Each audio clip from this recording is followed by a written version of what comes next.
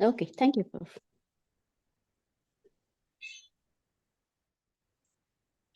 Okay. And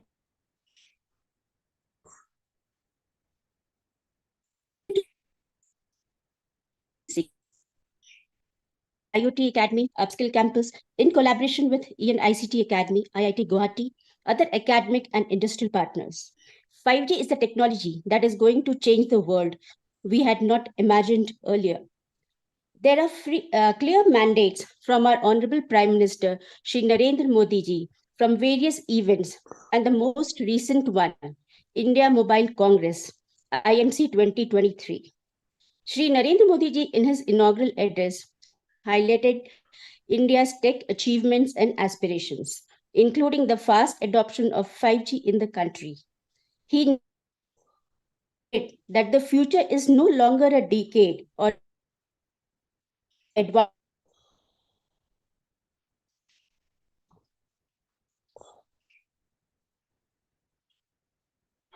A startup program that will lay emphasis on igniting the future of entrepreneurship growth among young motivators and industry delegates in the telecom and other digital domains. The Hello? first announcement. Hello? Hello? Is it visible, audible, Purv?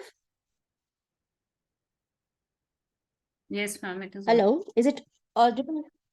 It is, right? Okay. So the first big announcement at the event was setting up around 100 5G labs across India to promote students, professors, startups, and MSMEs to work on 5G technology in various fields, like the health, agriculture, manufacturing, and more. These labs will be set up in academic institutions in multiple states. These will be discussed in detail in the upcoming next sessions. Now, we are honored to have Dr. Gaurav Trivedi, Associate Professor at IIT Guwahati. He is also the acting principal investigator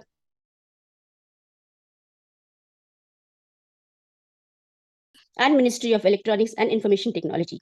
IIT Guwahati is having a lot of initiatives for upskilling of faculties and students under Gaurav Sir's guidance. So let's hear from Gaurav Sir about these initiatives. Over to you, Gaurav Sir, please.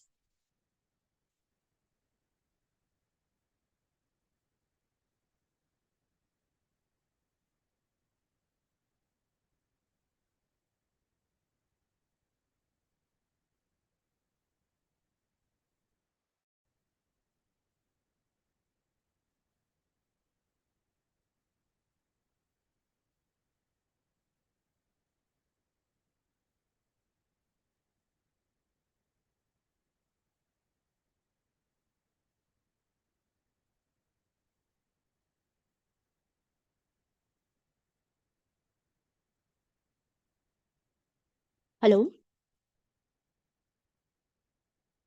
Hello? Am I audible, guys? Yes, ma'am, you are audible. I think Gaurav sir is not there.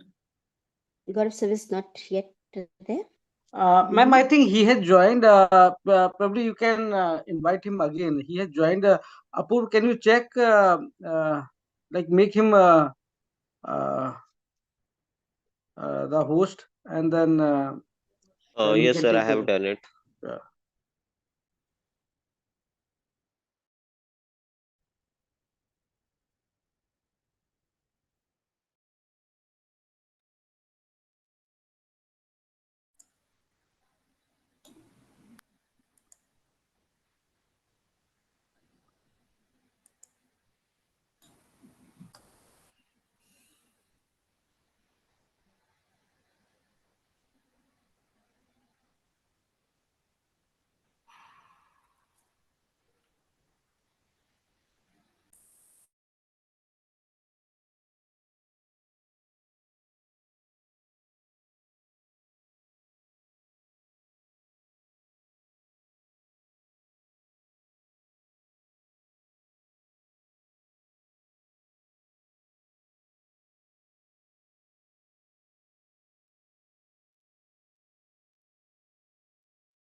Okay.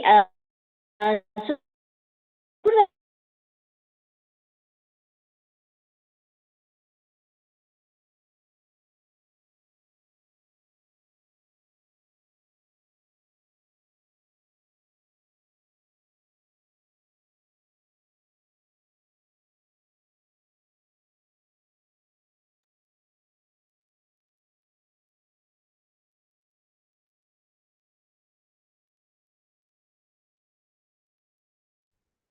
I think there is some issue at Prabha ma'am's side. So, Gaurav sir, are you there? Yeah, am I audible, guys? Ma'am, your voice is coming and going, so there is some Oh, issue. Yes, yes, okay. I am So audible. I'll just go. Yeah. So Gaurav sir has joined, right? Yes, yes, ma'am. Yes. Okay. So I'll just repeat a bit. So we are honored to have associate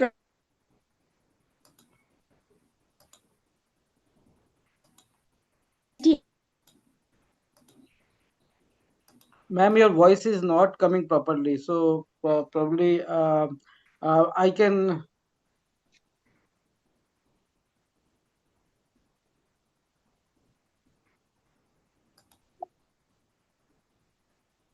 Okay, I think there's some network issues, maybe, sir. Is it audible?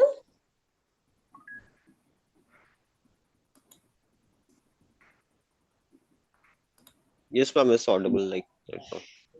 Yeah. So now I would like hand over to Gaurav sir. So Gaurav sir, if you can please just give us a brief like about initiatives and all about. You can talk about a little on that part.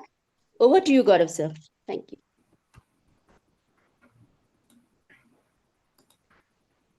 Yeah, am I audible? Yes, Yes, sir. sir. Yes, sir. Yeah, okay.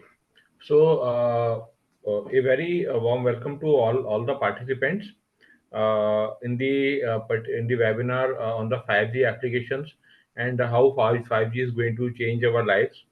Uh, this is something is very important aspect, right? The communication, right from the early age of the from the sign language, okay, to you can say the languages which we speak now, okay, and the way precisely we inscribe the, you can say we can say we inscribe the alphabets and all, and we actually record in the form of the writing and all, and this actually has changed this entire, you can say, the way we progress, right? It has boosted up what I mean. So this is particularly the communication is very much important. And this all of you who are now who would have seen or who would still be staying in the remote places, although the mobile is there everywhere, but still I remember when I was a kid, it was I'm talking about 19 early 80s. Uh, there was in order to connect X to Y, the person X has to call to the exchange, and then the exchange connect to the Y, and there was a lot of you can say the security issues were there because the operator, okay, many times used to listen the conversation, although it was not you can say it was illegal to do that, but even then these people used to do that. Then there was the automatic dialing introduced in due course of time, and the direct connectivity that you can say connecting from one into other and started. It was how to say those days precisely just giving a call, okay, and you can say talking to somebody was really very costly. Okay, so I still remember when the pagers came, and there was an era when the pagers was there, and there was an era precisely when the mobile had started. Uh, I still remember the circle rates of my mobile phone. When the mobile phones were first time introduced, it was like 48 rupees outgoing and 32 rupees incoming. You can imagine. And from there, when I bought the mobile at that time, the rates were was to say when I was a student, I my family gave me the mobile, and it was still I remember it was like 2.50 2 rupees 50 paisa outgoing and 2 rupees 50 paisa for incoming. Okay, and that was for a per minute call actually, and that was not very cheap. In fact, calling from city X to city Y, okay, to say it used to take enormous amount of money if the city is far away. Calling from Bombay, okay, to some farthest city in, let's say in UP or so, it used to take, we can say one, still I remember 1 rupee 30 paisa for there's a 4 seconds in a daytime. So you can imagine the kind of, I'm to say, the communication we were having, easy but costly. Then the mobile phones came, and the GSM and CDMA technologies came, and it is, you can say, gradually the competition increases, and the price dropped down. Okay, the vanilla mobile phone came with, the mobile phone with the, you can say, the scheduler, the mobile phone with the cameras, okay, and so on. And then the smartphone came. Okay, 1G got transferred to the 2G, and 2G to 3G, 3G to 4G, and the entire era of communication has taken a leapfrog jump. And that was precisely, you can say, made our lives a lot easier. Now when we have to, we can say, order a meal. Okay, we don't have to call somebody. Okay, hey, please, this is the home address, and I want this and this at home. And to say, right from the ordering to the delivery, a lot of things have been automated. Okay, it is good, right? But it is bad as well, because it is giving us some time, but it is also confining ourselves in our own space. Okay, we are actually living a lot of virtual life, and we are less living the physical life. So that part precisely is very much challenging, because on one hand it is giving us a lot of opportunities, possibilities of growth, but at the other end, this has given us a you can say fear of the mental well-being. Okay, our social life, every all these aspects are getting impacted. Our health too. Okay, so yes, I'm to say, when we say ki how the 5G or the 6G or the technologies beyond 6G are going to change the life. Okay, there are a lot of things precisely we can do. When we say the downloading, right now, when we say some people are saying that now the television in due course of time will become obsolete, and I see the reason, right? Some people are saying, hey, the this thing precisely in due course of time, precisely few things actually, like the even the cinema halls may become obsolete. Maybe it may be true. Okay, the way precisely we are moving forward. Okay, so it is good. Again, I am saying, I'm to say, because this is giving a lot of flexibility, a lot of scope of improvement of our applications around. Okay, going from smart to smarter to the smartest in future as well. Okay, so it is anyway going to, you can say, aid a lot in our life. Medical science is another area which is getting benefited quite a lot.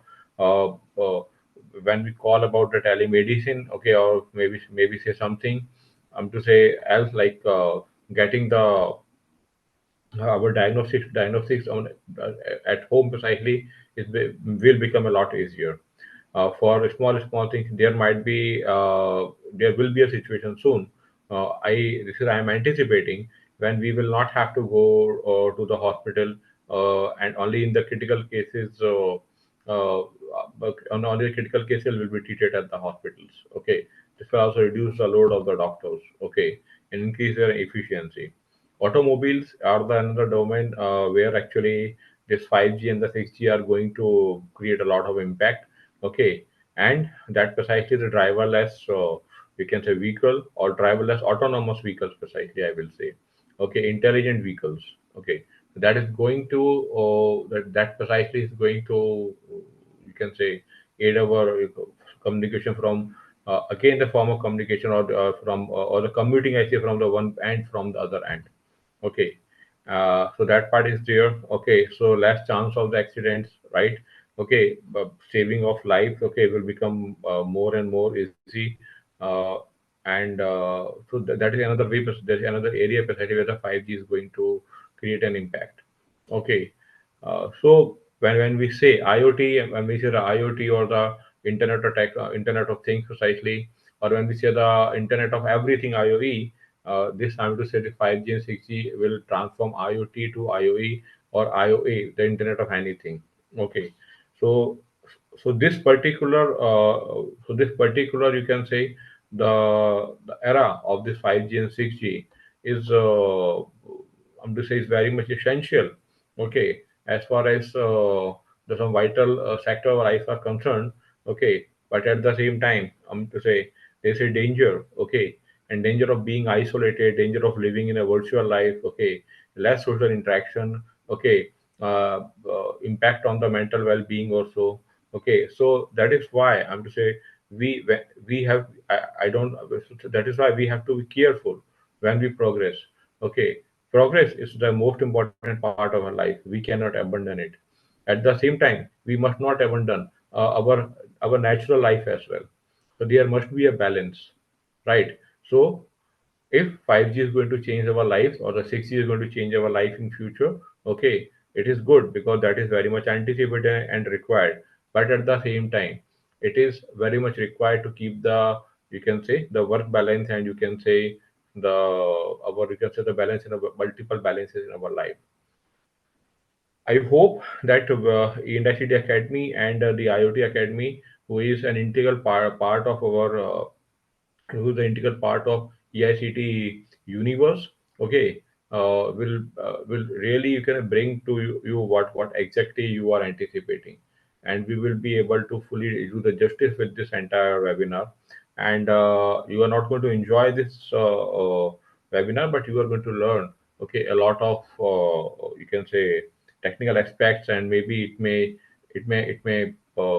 you can say it may kick your brain to go from to it kick your brain to crop up some ideas as well, which can change your direction. I wish this happen, and with this precisely, I wish everybody a very good luck for your future endeavor and all the best for the seminar. Enjoy it, and if you run into any problem, we are having the IoT Academy team and ES Academy team precisely are there to help you. Okay, and thank you. All the best.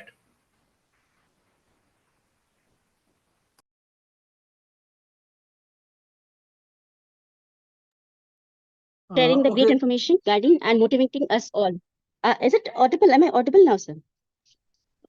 Yes, ma'am. Hello? Yes, ma'am, you are audible. Is it, am I audible now? Because, Yeah, ma'am, you're audible. hello? Yes, you are audible. Yeah, you're audible, ma'am.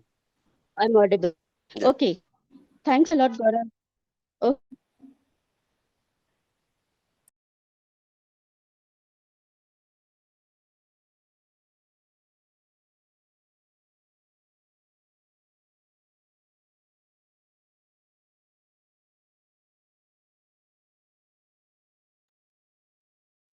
I think there are some serious issues. So, ma'am definitely needs 5G connection.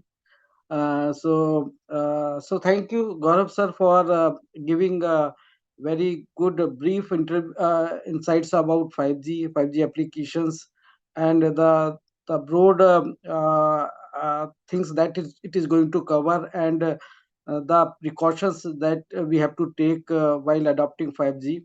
So thank you so much, Gaurav sir. So uh, I think we can move on to the next uh, uh, people. Um, so, uh, Prabha ma'am, are you there now, or yes, I'm probably? there. Yes, ma'am. So probably I you think, can. hello?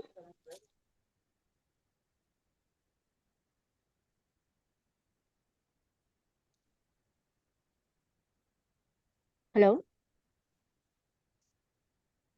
Ma'am, you're audible. You can speak now.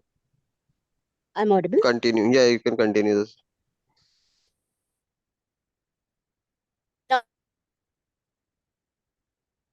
Now we would like to invite Dr. Navneet Sharma, Assistant Professor from ABS Engineering College. So over to you, Navneet sir. Good morning, all. Am I audible? Yes, sir. Yes, you're audible, sir. Okay, I am Dr. Navneet Sharma from ABES Engineering College, and I would like to thank IoT Academy for inviting me to the inaugural webinar. Uh, I would like to highlight some innovation activities ongoing at ABES. Like we have our Institutions Innovation Council, which is backed by the Ministry of Education, Government of India, and they have established an innovation cell to systematically foster the culture of innovation and to nurture talented and innovative minds of young students. The function of ISC is to conduct various innovation and entrepreneurship related activities and to identify and reward innovations and share success stories.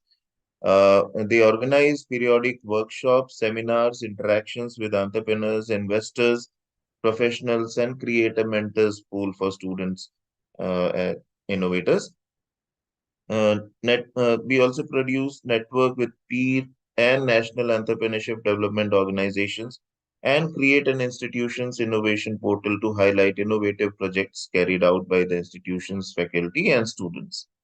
Apart from that, we also have employability enhancement cell, where the purpose of employability enhancement cell is to minimize the gap between the academia and the industry, that what we are doing right now, and providing training and guidance to the students on the various aspects of building a career in the domain of ECE. We also have EDAC, that is Electronic Design and Consultancy, that is also a cell. And the purpose of EDAC is to design and develop the product based on ideas received from industries, offering commercially viable solutions best suited for industries in terms of cost, optimization, and technological edge, keeping in view various quality parameters. So, we have also backed several uh, grants for this purpose. We also have IARC, that is Industry Academia Relationship Cell, where the purpose of IARC is to meet and cope up with the latest technologies and upcoming needs of industries, to fetch the problem statement and consultancy projects, and to understand the latest technology and skill set required by the industries. We also have Research and Innovation Cell, where the purpose behind this is to improve upon the quality as number of publications. The innovative and novel ideas from projects are further encouraged for patents.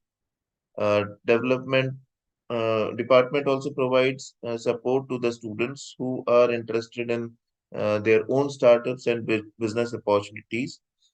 And the department has also initiated the setup an incubation center to harness new ideas from the students. We have got funding cells to fund and to fetch projects from industries. MSME, DST, AKTU, and government funded projects are also included. And apart from that, we have got an electronic ICU, where the purpose of this facility is for the consultancy project provided by different companies and for R&D purpose as well. So this is all innovation activities which we are running in ABES right now. So thanks again for inviting me to this inaugural. Thank you, Navneet sir, for sharing the highlights and highlighting the points about your organization. And thank you for the valuable time as well. You're most welcome. Thank you, sir. Now we would like to invite Dr. Ajay Kumar, Director of Indraprastha Engineering College. So, sir, you can share some of the briefs like introduction about your organization. Over to you, sir. Yes, good morning, everyone. The UCT Academy and the IoT Academy and the other dignitaries have joined the talk on the 5G applications. It's a wonderful topic for the discussions. If I talk about the Indraprastha Engineering College, it was established in the year 2000 and we have different BTech branches.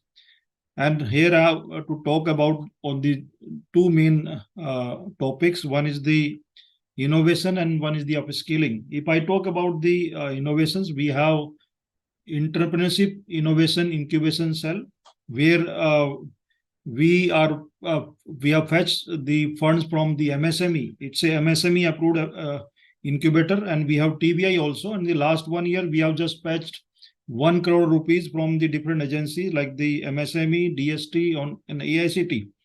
And time to time, we are organizing the hackathons, mini hackathon and the major hackathons. And our students, they are participating at the local level and the national level, because every year the government of India is organizing SIS and our students are participating in it. Last year, they had participated and finally reached in the final round. And our one team, they had participated in Toykathon and on the prize of from the ministry. And a student, as per the innovation is concerned, because we are emphasizing as far as the mini project and major project, because everything start from the scratch. If the students have taken the good statement of problem, good mini project and major project, definitely we can lead to the final. And finally, we are submitting to the different agency. So we got the success in the last previous years as far as the project is concerned, because what they did in the mini project and major project finally submitted to the MSME. We have the TBI and our students and our agency. They are helping not only the college students, they are helping to the other society people, because we are calling time to time self-help group people in the institute to showcase their products. So what they are doing, they are coming to the institution and they are showcasing their products. And finally, we are encouraging them to participate in it. And finally, they are submitting these projects with full submission to the MSME. And we have collaborated with the nearby industry, because our institutions in the industrial area, and we have just collaborated many industries, and we have just talked with the industries, and we have taken their problems, their problem statement, their gaps in our mini and minor major projects. And finally, our students and faculty members, they are doing for their problems, and we are giving them solutions. So in this way, we are giving something as per the innovation is concerned. As far as this upskilling is concerned, because we are running the value-added courses, which we could not cover in the normal curriculum. That is one part. We are organizing the workshops, seminars, and conferences, and we have just connected in a very well manner with the alumni and the industry people, because if the technology is upgraded and the technology is advanced, so if you are not inviting your alumni and the industry people in the college, you are missing something. So time to time, we are organizing the seminar on the latest topic, and we have collaborated with the ICT and the IBM and many more industries to take something advanced on the latest topic. That part we are doing. And from the last 1 year, we have just added many industry people, because the UGC has started the professor of practice. So in this way, we are covering to each and every stakeholder, our student and our faculty member, because if we are properly upskilled, definitely in the classroom, they are sending this message to the students. In this way, we are covering the 360-degree and each and every stakeholder. That part we are doing. In short, I have just briefed this and everything. And last year, the AICTE gave us the Idea Lab, and we are showcasing and developing and calling the school children from the nearby schools to tell them the importance of the innovations. So from my side, I've just covered in brief the innovation and the upskilling parts. Thank you very much for giving me the opportunity to speak on these two main topics. Thank you. Thank you very much. Thank you, Ajay. So information. Yeah.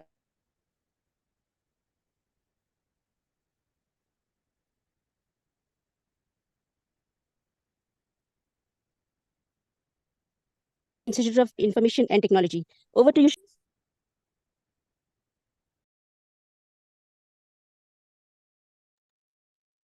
Good morning. Hello. Everyone. Yes, ma'am. Thank you so much for inviting me, IoT Academy. And let me share my screen, because I have small presentation made for JIT. Is Thank my you. screen visible to everyone? Yes, ma'am, it's visible. Good morning, everyone. My name is Dr. Shruti Kalra. I am from JP Institute of Information Technology, Department of Electronics and Communication. So JP Institute of Information Technology started in 2001. It is a private university which offers a program like BTech, MTech, PhD, BBA, MBA, BCA, MSc, etc. And before starting up with the details of JIT, let me share that our mentors have declared 2021 to 2030 as a decade of innovation. So all the innovation things are happening within this decade only. So lot of things are happening in JIT at this time. So we are offering programs like for BTech, we are having electronics and communication engineering, EC with specialization in computer science. Then we have electronics engineering and VLSI design and technology. We have electronics and communication and advanced communication technology. We have computer science and engineering. We have biotechnology, information technology. Then we have integrated MTech. That is a 5-year program. Then we have a MTech and then PhD program. So these are all the programs that are offered at JIT. So first initiative that has been taken by our mentors is the Design Your Degree program in MTech level. So what we do is a student entering at the first year, then they choose their own subject as per the specialization required. So we have 6 different fields of specialization in electronics and communications, suppose one example. So they can choose either of the 6 fields, and then in the second year, they have the option to exit and with the diploma, and then they can continue, or they can continue with the degree program. Next initiative that we are taking is the establishment of Fab Lab. So around 3.5 crores infrastructure has been built, and this lab will be operational in this May 2024. And we have purchased these all equipments for just giving students an insight of what all these fabrication and why the government is talking about the semiconductor, just to know how of what the semiconductor is. Then another initiative we have taken is starting off of the 5G use case lab. We have already got in this last month only, that will be funded by Department of Telecommunication, and 20% of the funds will be given by our mentors. And another initiative that we have is the RIDE. That is very important: Research, Innovation, Development and Entrepreneurship. That is actually an entity that is a space created for all the entrepreneurs, and JIT is funding 20 startups right now. They are having their space, they do their things, and the space is built for them. Then we have a digital learning center. That digital learning center is for recording all the high-end videos and all. Then we have a Ramanujan Universe that is there, that has the capability of 108 teraflops. So this is the capability that we are having right now. Then for testing and designing facility, we have starting up with all the tools that are available for designing, then fabrication, and then prototyping it, and then finishing it with the testing. We have anechoic chamber. So all these things are already we have, and our students are doing the projects. We have got so many government funded projects also on that. These are the list of softwares and hardwares that EC department is having, all the industry standard. Nothing is left, I can say, starting up with the semiconductor softwares to all the RF softwares, every software we have. Then this is the conference that we have every year, and this time also we are having on 21st, starting with the 21st to 23, and I invite all of you to please join our conference this year. And these are the projects we are already handling. This is a sponsored projects, and the amount is written here. Then these are the patents we have already filed, and 90% of them are already published, and one of them is granted also. So we are in the process of taking a grant of all these patents. Then these are the PhDs. This year we are our students have got the PhDs. And thank you so much. This is JIT. If any question from JIT, I'm happy to help.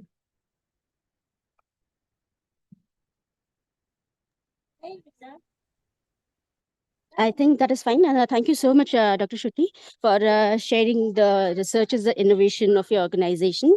And thank you so much for your valuable time. I'm sure if someone has a query, we'll definitely get back to you on this.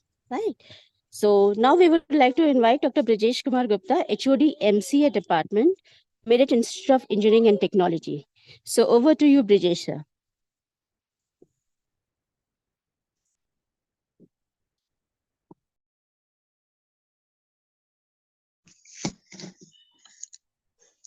Hello, I'm audible. Yes, sir, you're audible. Oh, thank you, thank you. Because in the beginning there was a problem. Thank Actually, you very there's much. a lot of network issues. Thank you, sir. Thank you for that. Yeah, You because can I'm carry. not yes, without not taking much time, I'm not utilizing my video. Anyway, because I'm joining Sure, through sir. the you mobile. can. Okay, sir. So first of all, I would like to pay my sincere thanks to the IoT Academy and IIT Guwahati for developing this platform to join hands for this upcoming technology 5G and 6G talks series till 17th of December. I agree with Dr. Gaurav that it will be the game changer. 5G technology will be the game changer. And how can we collaborate each other, all the institutes or the academy or the industry, for the development of the nation and the growth of the economy of the country? So here I would like to say that MIT is one of the oldest in the north region of India. And we are having several departments like chemical engineering, biotechnology, pharmacy, electronics and communication, civil, computer science, information technology. And we are having, sir, 8 allied branches of the CS and IT, like CSC data science, CSC artificial intelligence, AI and ML. IoT is, of course, one of them.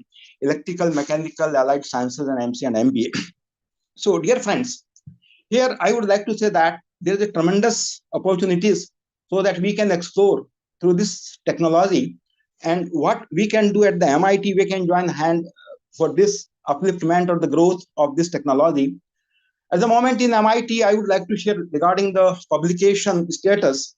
Last 2023, we have publication last 5 year 956, and we are having number of patents, 48 patents we are having at the moment at the platform of the MIT. Value added and certification courses, we are having 2023 112, 21-20 it is 102, 2021 it is 39, and 19-20 it is 83, and it is 43. So you can say gradually we are increasing the value added and the certification courses also at the MIT campus Meerut. Same way, dear friends, that in NPTEL, we are having total enrollment of the students 12,791, and the certified students are 1,058. Here, we are having IPR cell also at MIT, and center facilities at MIT campus. I would like to share with you, dear friends. We are having with us AICT Idea Lab that was got established 2021, DSTFIS Lab, Drone Club and Satellite Lab, IoT and Robotics Lab, where we can have joint hand when it is, because in the beginning of the introduction of the session, there was establishment of the IoT 5G technology labs also. So we can say that the Drone Club and the Satellite Lab at MIT campus or the IoT and Robotics Lab can join hand for this development of the technology. Further, we have to take Bosch MIT Joint Certification Center, Festo Industrial Automation and Industry 4.0, Industrial Automation Lab, MIT ACIC, Atal Communication Innovation Center Foundation, where we are having fabrication lab, makers lab, histo and biochemistry facility, and MIET incubation farm. So this is all about value-added centers we are having at the MIT campus Meerut. Here, the grant we have for 51 projects. National agency project, we are having 9 crore 42,87,395. At the moment, we are having 148 consultancy work at MIT campus, and it is of the worth 56,62,726. So this is all about. Here I would like to say that the latest what was happening in the Greater Noida Expo Mart, we got the first bag. We bagged the first prize from the President, Honorable Draupadi Murmuji, for this incubation center. This center also we are having patent 5, publication 26, and the CIS project 24. So here different centers are having their capabilities and they are working hard. Dawn Club, Satellite Club, we are having a collaboration with the ISRO also, and the team of the ISRO also visited our campus for this Dawn Club. Same we have IoT lab, robotics lab, both MIT joint venture. So here I would like to say that MIT is one of the best places in the northern region where we can join hand and we can develop the IoT lab or the 5G technology lab for the growth and the what you can say more development. In the incubation center, I would like to say that we are having total 58 startup registered, and the total startup are at the moment mature get startup 33, and total number of the starting obtaining funding it is 8 plus, and funding amount for this startup is 72 lakh plus. The achievement of the MIT Incubation Forum I would like to share with you that we are having 15 plus product developed and 14 plus startup got commercialized. Fourth startup crossed 1 crore international rupees revenues financial year 2023.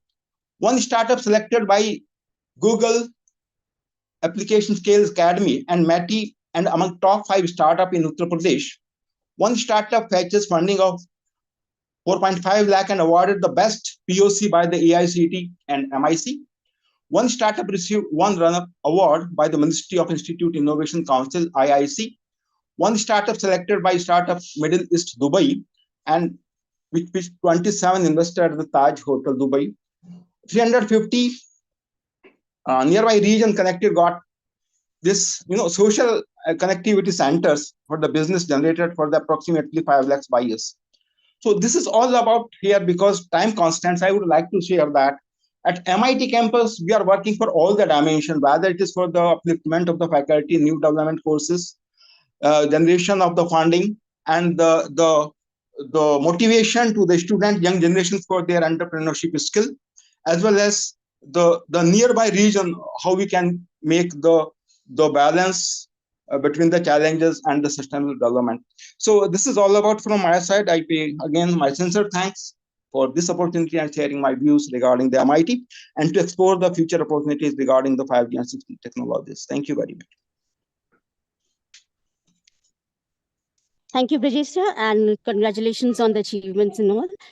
Thank you very much for your valuable time. And now we would like to invite Dr. Pawan Kumar Shukla, HOD, ECE Department, Noida Institute of Engineering and Technology. So over to you, sir, Pawan. Pawan, sir.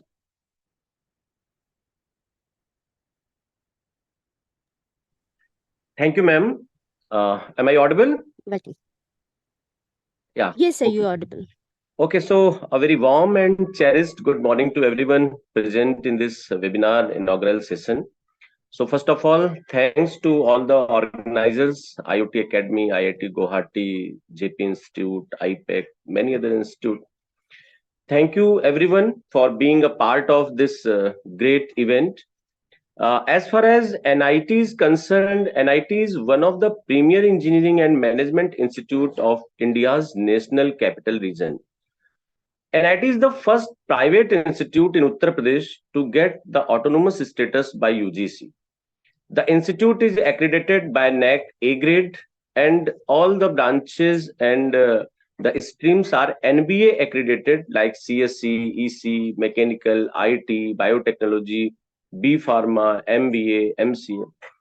NIT is having the highest NIRF ranking in private engineering colleges. That's 42nd rank in of the NIT Pharmacy in all the Pharmacy Institute of India, and it is having the rank band of 100 to 150 among all the engineering institutes of India. NIT is developing multiple center of excellence which are imparting technical education and generating component professional.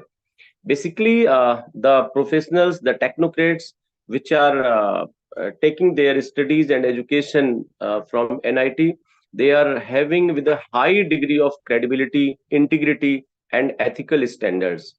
So NIT aims to recognize, to respect, and to nurture the creative potential of each and every stakeholder.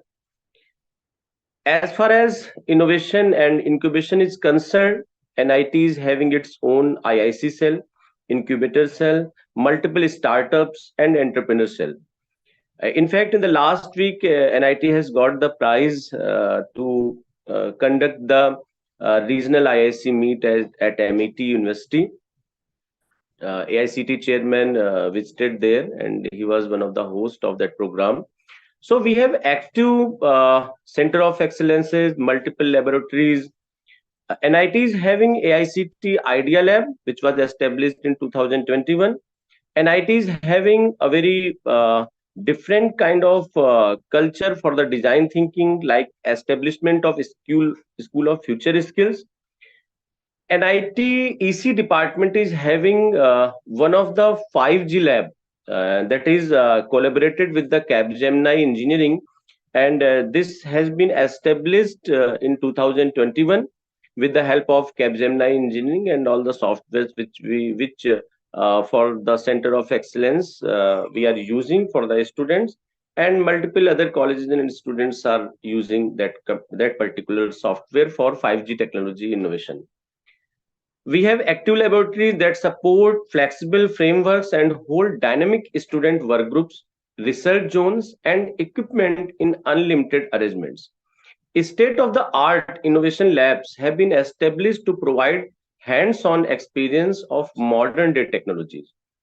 Our laboratory program lays the very foundation of the programming skills for the students from every engineering stream.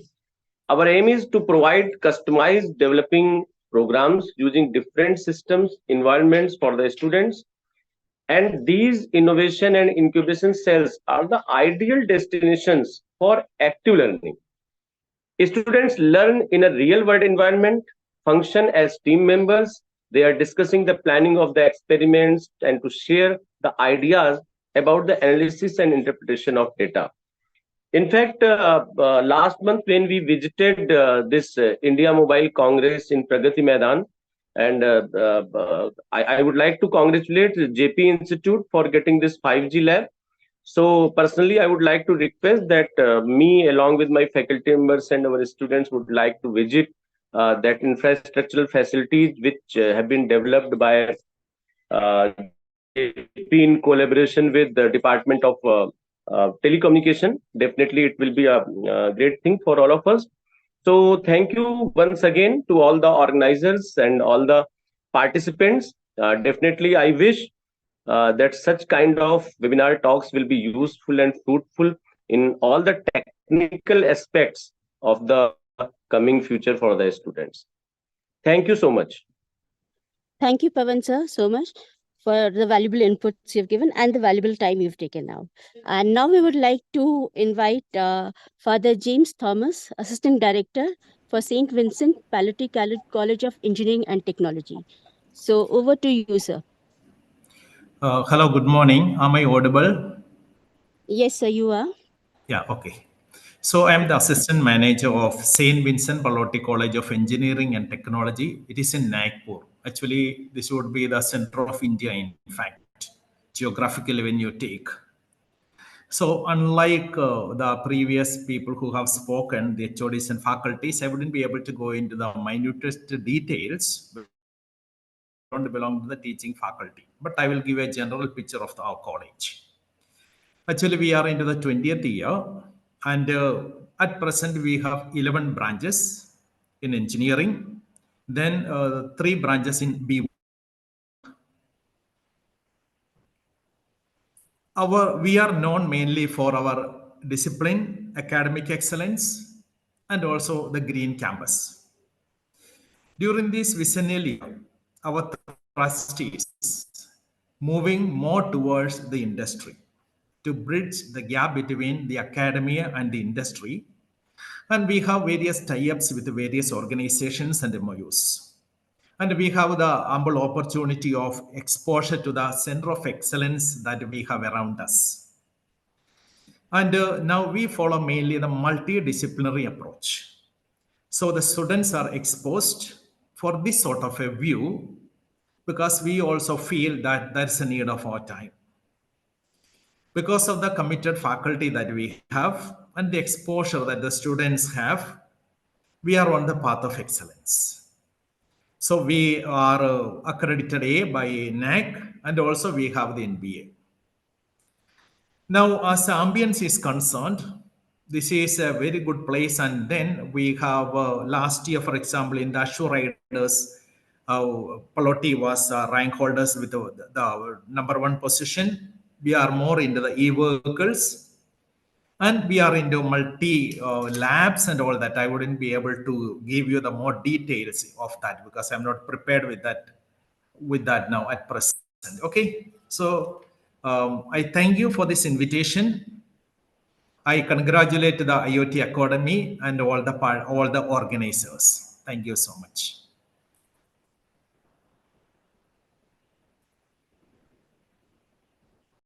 Thank you the valuable input about your organization and your time very much. And now we would like to invite Dr. Latika Singh, that's the Associate Dean from Sushant University, erstwhile Ansal University. So over to you, ma'am. Thank you, ma'am. A very good morning to one and all present here. And I'm Dr. Latika, as mentioned by ma'am. And I would like to thank you, IoT Academy, IIT Guwahati, and Dr. Kaushalendra ji for giving us this opportunity to be a part of this very important initiative. About my university, we are called Sushant University. Earlier, we used to call Ansal University. We are established in 2012, and we are located in Gurgaon on Golf Course Road, which is in the center of Gurgaon.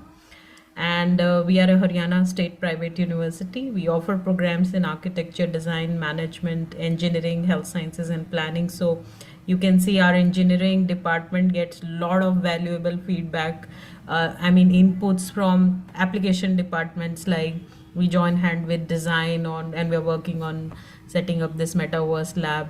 We find a lot of joint collaborative PhD work in health sciences, planning and development, and architecture, of course. In terms of research, we have more than 1,000 PhD students with us. We have already published more than 500 papers, around 1,000 patents, and we are very excited to be a part of this talk series because it gives us very good opportunity to join hands with good institutions which we have been hearing about.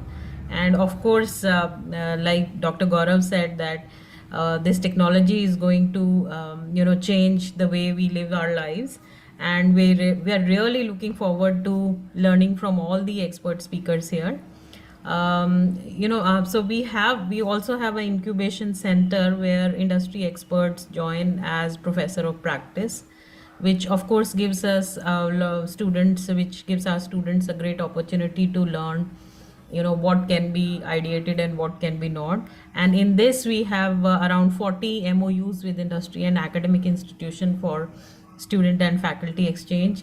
Through this co-organizing, or we can say joining hands, we are looking forward to collaborate, and through this time, I would like to invite all the people who are present to come and visit our university and reach out to us. We are very eager to participate and do meaningful research and contribute to the nation development. Thank you very much, ma'am. Over to you, please. Yeah, sure. Thank you so much, Latika ma'am, for sharing the valuable inputs and valuable time as well. And now I would like to thank all the academic and industrial partners for sharing their valuable information. I would like to now invite Mr. Kaushalendra Singh Sisodia from Uniconverge Technologies Private Limited. So Kaushalendra is an IIT Kanpur alumnus and has more than 22 years of industry experience. So let's listen to him how 5G is going to impact our lives. Over to you, sir. Thank you, ma'am. Good morning, everyone.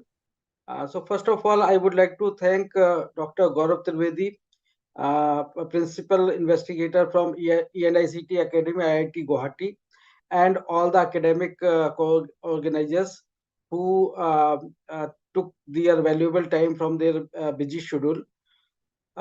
Actually, we thought to give only 2 minutes to each academic partner, but I think everybody is doing so much wonderful work that 2 minutes are not enough.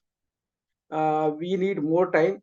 So it is really great to listen that what kind of work each academia is doing, because whatever effort we are putting right now in this kind of webinar or knowledge sharing, actually it has to go on the real ground through the academia, because they have the young generation who are learning different kind of skills, and through them we can make the dream that we are thinking that these kind of products, these kind of innovation should happen. So it can only be get through with the help of all the academia. So we have to collaborate. All academia need not to compete with each other. They should collaborate, and we should work together, because innovations are limitless. So let us start the session, the technical session that we were planning. Already we are about to touch 12 that was supposed to finish, but I have to take 30 minutes time because that was scheduled. So I would be sharing my screen, and we would start having a discussion. So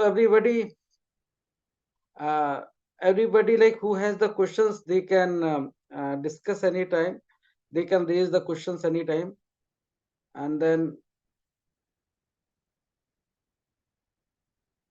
So I hope my screen is visible. So today's topic is 5G applications and how 5G is going to change our life. So already Prabha ma'am has already given my introduction. I am IIT Kanpur alumnus having 22 years industry experience, including in Ericsson AV in Sweden for 7 years. I worked in Ericsson AV for 7 years, and my whole experience, the industry experience, has been in the telecom domain. And I started working when even 3G was very much in infancy state. Like we were developing the standard, and we had started making the development. So since then I have been working with the telecom domain, and right now I am working as a managing director at Uniconverse Technology Private Limited. So today's agenda, this technical part we would be discussing.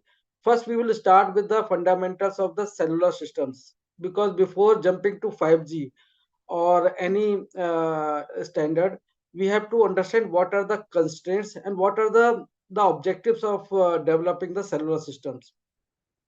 And then we will discuss quickly motivation behind 5G and 5G applications. So if we talk about the cellular system, so what is cellular system?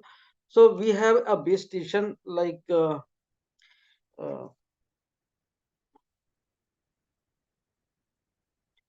we have a base station and we have a mobile here.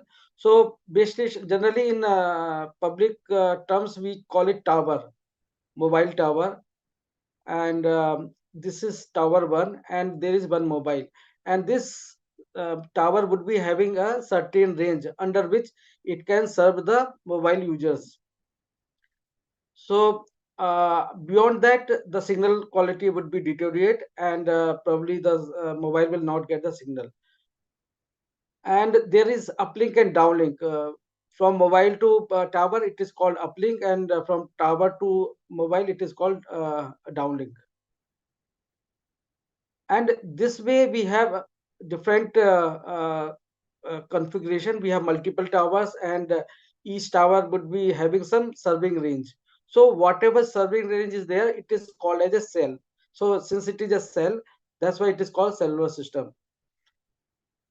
And we have uplink downlink, and then if the one person, the M1 has to talk to M2, it would be having this radio connection between mobile and the tower. So this is wireless. Everybody knows, because I think everybody has seen mobile and tower. But what is behind the tower? How the signal is going from one mobile to another mobile? That is that also we will discuss. So there is the another entity that is called tower control unit, or this I have written in a very simple term, but in a technical term it is called BSC. In 2G and 3G it is called UTRAN, and like there are different terminology. To understand very like in a easy way, I have written it tower controller terminology. So the tower controller would be controlling the signal or the data coming from one tower to another tower. And then this, there could be another tower also. So I have put the third tower that is also connected, and this tower controller would be connected to the MSC. This I have taken from the 2G perspective, because 2G is the most simplest one, and so this is further connected to the mobile switching center, and mobile switching center is further having some entities like authentication center. So authentication center would be making sure that the user or the mobile that is authenticated, that only can talk to the base station, or that can come to the network. Other mobiles should be discarded. So this is the security aspect that is there at the back end. And since it is a mobile, so mobile means it should have the mobility. So while talking, it can move from one cell to another cell. So that is the beauty of the cellular system or the mobile system, that we have the flexibility of roaming or moving. So from one cell to another cell, like if M1 moves to uh, the another cell where the another tower T3 is there. So this transition should happen seamlessly without dropping the call. The person should be able to move from one cell to another cell. And how does it happen? There are a lot of measurements happen at the mobile side as well as at the network side. So network or the base station, they will keep on measuring the different mobiles signal power that is being sent in the uplink. So whatever signal mobile is sending to the tower, it would keep on doing the like different kind of measurements, RSSI, RSCP. The people who are from the telecom domain, they would understand. But in a simple term, we have to understand that some kind of measurements it keeps on doing, and whenever the power limit goes up and down, accordingly take the decision. So say if this mobile M1 was close to T1, so T1 would be getting more power from M1, or the M1 would be getting the vice versa would also be true. In the downlink, mobile one would be like in the previous case, if I go back here, so when M1 was in the cell of T1, it would be getting better power from T1 in compared to T3 or T2. But slowly when it started moving, so it would keep on doing the measurements. And after doing the measurements, it would keep on reporting to the network that what kind of power it is getting from the particular tower. So it keeps on listening to multiple towers and keeps on reporting the power to the network about the power it is getting from each and every tower.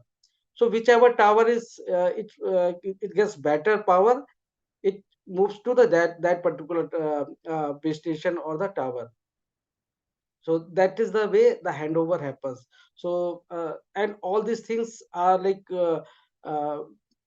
from here it is looking very simple, but there is a like lot of calculations, and the complete architecture is quite complex at the back end. And then we have HLR and VLR, the home location register and visitor location registers, that keeps on checking that the particular mobile is in the home network or it is in the guest network. So whenever like we have taken a SIM in NCR, and we are moving to some other part. So for NCR, we are in the home location register. But once we move to some other state or some other location, we would be in kind of roaming. So we would be registered in VLR in that case. So earlier, this kind of feature was used for the security as well as for the billing purpose. Earlier, when we used to have roaming, there were some roaming charges.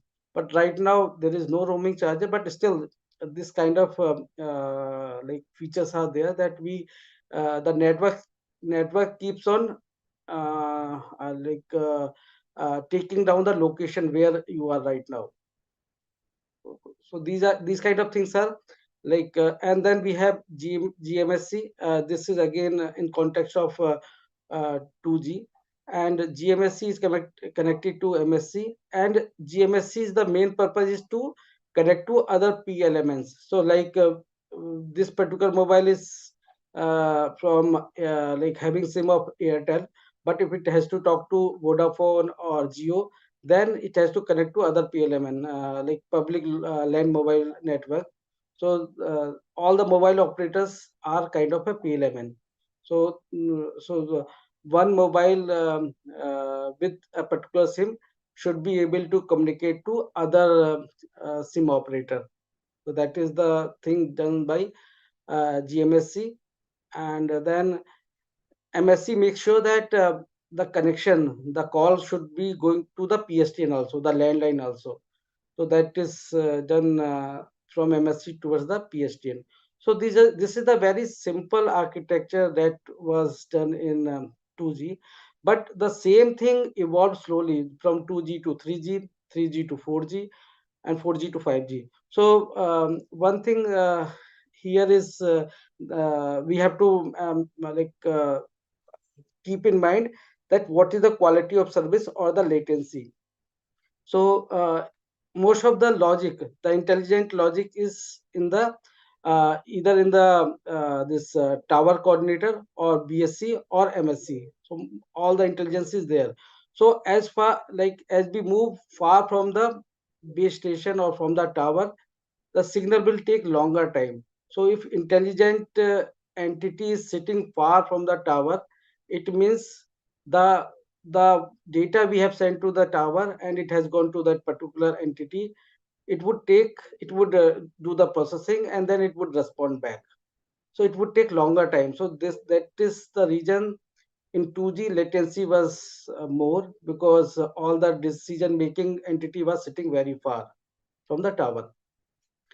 In 3G and 4G, what was done that the intelligent part was moved from far position towards the base station, so that we can take a quick decision and the latency can be reduced significantly. So that was the changes done in the network side, and these kind of changes are keep on happening as the network or the different technologies coming, either it is 4G, 5G, or 6G. So latency and quality of service, these things are very crucial. So this is called access network, and up to the BSC or the tower controller, this whole thing is called access network, and the remaining is called the code network.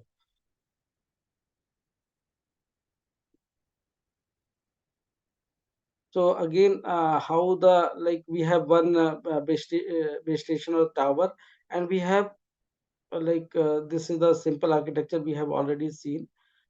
So we have few mobiles, and mobiles are keep on adding. Like in a particular tower, mobiles are keep on adding. So we are having more number of users. So how can we guarantee that the previous mobiles or the other mobiles can get a proper quality of service? So quality of service, how do we define it? It is guaranteed bit rate. So whenever somebody has taken, there are some premier services and some are normal services. So premier services means that the who has taken the premier service, he should get a minimum guaranteed bit rate for any application it is running. And for normal people, we can downgrade, or we can. So this kind of things becomes very critical, because as and when number of users are increasing, then how do we manage all the radio resources? How can we make sure that quality of services is still maintained? So as the number of users are increasing, it means we have to move from one technology to another technology. Probably the previous technology is not sufficing the needs that was that is required to cater all the number of users. So anticipating that in the coming time these many users would be coming, and these kind of applications they would be running. So the standard people, the people who are working the standard, they keep on evolving the mobile side, the mobile handset side, as well as the network side, so that they can cater the needs of the expected number of users. So quality of service is important. Number of users are keep on increasing, and then there is a concept of circuit switched and packet switched. So in 2G, if we talk about everything was so before like moving to CSPS, we can see that what kind of like applications, what kind of services the end user require. Mostly we call, we make a voice call, or we have a data call, data browsing or data consumption. So data consumption is done in terms of text, images, video streaming, or video conferencing, interactive and gaming. So and each and every service has a latency limit. If within that latency, if we are able to provide that particular data or the voice, then it, like a user is happy. He feels that the quality of that particular service is good. But if it is going beyond that, then the quality looks very vague or bad for the particular user.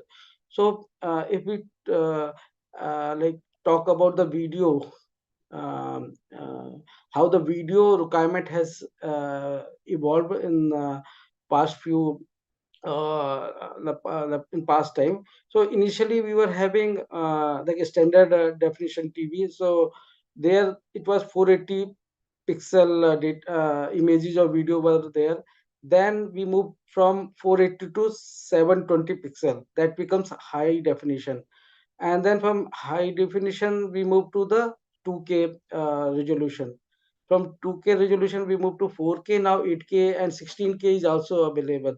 So like we people, the end user, are like they are very much keen to have better resolution, and they want to share it from their dear and like relatives, friends and other people, whatever things they are having, and they want to share it instantly. So with high resolution and with real time sharing, it is not possible with the previous generation like 2G or 3G. So that's why the 4G and 5G is coming. So there is the, the need is coming from the user side, and the way the technology is evolving for the video or other things, and we are having more data to share. So that is paving the path to find a new technology, the advancement in new technology. And so we come to the circuit switch and packet switch part. So there are two ways that data can be shared from transmitter to the receiver side. So circuit switch, I think most of the people are aware about it. So it takes a defined path. It takes a defined path, and it reserves the particular channel. So if that particular channel is reserved, it cannot be given to anybody else. So probably the people who had used 2G, they would have noticed that that time, lot of time, the channel used to come busy and busy. Many times they used to call, and the channel was used to be busy. So in 2G, all the services, the voice call was on circuit switched. And 3G, when we moved to 3G, there was better data rate, and it was using both CS and PS, circuit switched and packet switched. The beauty of packet switched is that all the data is divided into the small packets, and these packets can be intermingled from like multiple users. In circuit switched, it was not possible. If one user is given that particular bandwidth, then that particular user, till it finishes that releases that particular channel, other user cannot use it. So it was kind of reserved. But in packet switch, when we divide into the small packets, it was like very easy to share the channel among multiple users. So that way multiple users were able to cater at the same time. uh, so in packet switches, whatever is the best path, it will follow, and it will be delivered from transmitter to receiver. So in circuit switch, it is analogous to the scenario where if we talk about there is a restaurant that offer the reservation, but for the package switch, it doesn't offer the reservation. Who comes first, and it works on the optimum way. So who comes first, who is in the need, that person would be served. Similarly, in packet switch, the transmission happens from transmitter to the receiver side. Then there are other parameters that defines that is the core of evolving from one generation to another generation. And these are the fixed parameters among all the technologies, either from 1G to 5G or 6G. So time and frequency. All the data has to be shared either in terms of time or in terms of frequency. These are the two resources we have. So in time division, what we do, you can see down image. Here we have a time axis, and different users are served in a time sharing manner. So user 1, user 2, user 3. So you can see there are 4 users down. One is in magenta, orange, green, and blue color. So one by one, each user would be served. So this is called time multiplexing, because we have to serve multiple users. But this would also have a limit, because if there are like say 100 users, 200 users, and we can schedule only few of them, then other people would like face lot of problems. They would see that line is busy or something. Or the another way is we divide the frequency band into the small carriers, and we dedicate one carrier to one user. So that is the another way that we can do. So in this case, in time division multiplexing, we can use the whole bandwidth, but in frequency division multiplexing, we can use only the small part of the bandwidth, and we would be given a small channel. This is the common across all the technologies. And there is another way of scheduling that is done based on the code, and these are the orthogonal codes. That is how CDMA used to work. The 3G was based on this one. So there are some codes are given to each and every users, and with the it is transmitted irrespective of the time and the frequency. So so codes are the one that would distinguish different users. So that is why the 3G was having more data rate in compared to 2G, because we were, and here we increase the capacity a lot in compared to 2G.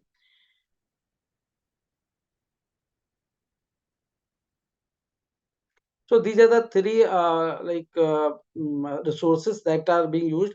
So this CDMA is the codes are used only for 3G. So now 3G is kind of obsolete, and 3G were very much complicated. Why it was complicated? Because 2G was only circuit switched. It has to like cater only the voice. That was the major service that it was catering. And 3G was in between, like it was some of the part it was having in circuit switched, and the another part it was having in packet switched. So because of having two architecture together in a single like technology, it made it very complex. But as we moved from 3G to 4G, the latency was reduced. So ultimately the thing is latency, how much we can reduce the latency. So if we are able to reduce the latency of the packets in such a way that even voice can also be transmitted on the packets. The difference between the circuit switch and packet switch is that circuit switch is quite real time, okay, because it has given you a dedicated channel. But earlier packets were were not real time. But as the technology evolved, the frame size, slot size were reduced significantly, and the architecture, the evolvement in at the network side, as I mentioned earlier, the entity that was intelligent or that was doing like restructuring of the packets, like when we transmit these packets, there is a chance that some packets are lost or they go in error. so they are retransmitted. So because of that, there could be a latency. But as we move this restructuring part from far to the near location, like everything is coming on the tower instead of the tower controller. So it would reduce the latency significantly. So once latency reduced significantly, so voice can also go on the packets. Earlier, voice was going only on circuits, CS way only, circuit switched manner only. But from 4G onwards, since packets were designed so well, and the complete architecture was redesigned in such a way that the latency for the packets was also manageable, and voice was we were able to transmit voice over the packets. So that's how the VoIP, the or we can say VoLTE came from the 4G, because 4G is based on LTE, and the voice was possible to send on LTE because we were having all the favorable conditions in 4G to transmit voice over the packets. So that is why VoLTE came from 4G technology. So we have discussed different resources. Now there are few things that we have to make sure that it happens properly. Everybody knows that we have, like, if I draw a channel, this is the complete channel. Okay, and here we have it is the transmitter, and here we have the receiver, and we have like defined bandwidth that is given to us, and we have to like use this bandwidth for doing the communication. And once this bandwidth has been exhausted by a particular technology and we cannot increase more bandwidth, there are like few ways. Either we move to the different band, we have to move to a different band that is wider, or we have to have some mechanism so that at the source side we have to do some mechanism, we have to run some algorithms so that we can mitigate the problems this channel is having. So this channel is mostly, it creates the distortion to the signal, and like if we can do some kind of compression at the transmitter side and do the reverse at the reception side, probably we can put more bits or more data in the same bandwidth. So these kind of like research keep on happening. So we have a lot of methods through which we can mitigate the issues that channels are introducing, the wireless channel is introducing, and due to which data rate can be data rate is, we cannot go very high. So we have some kind of mechanism, like channel coding is one of them. So channel coding is make sure that the whatever distortion would happen in the wireless communication, it can be corrected at the receiver side. So we have channel coding, then we have modulation. So modulation will make sure that the more number of bits can go on a single symbol. So modulation is used. Power control is one of the mechanisms that is used. Number of antennas that we have to increase. So that is called that goes towards the MIMO, multiple input, multiple output. That is like very much used in 5G. Then ARQ, automatic repeat request. This is the method through which we can increase the data rate.